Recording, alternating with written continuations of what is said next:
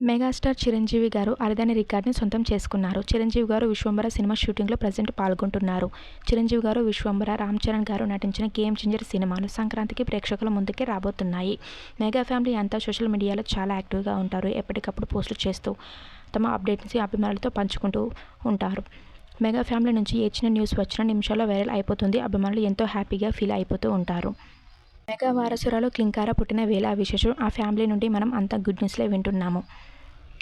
ఉపాసన గారు ప్రెగ్నెంట్గా ఉండగానే రామ్ చరణ్ గారు నటించిన 'త్రిబుల్ ఆర్' మూవీ ఆస్కార్ అవార్డుని అందుకోవడం, క్లింకారా పుట్టాక చిరంజీవి గారికి పద్మవిభూషణ్ అవార్డు రావడం, లావణ్య వరుణ్ల పెళ్లి, పవన్ కళ్యాణ్ గారు ఎలక్షన్స్లో గెలిచి ఉప ముఖ్యమంత్రి పదవిని పొందడం ఇవన్నీ గుడ్ న్యూస్లే. అయితే వీటి సరసన ఇంకొక గుడ్ న్యూస్ కూడా వచ్చి చేరింది. చిరంజీవి గారు 68 సంవత్సరాల వయసులో గిన్నిస్ వరల్డ్ రికార్డుని అయితే సాధించేశారు.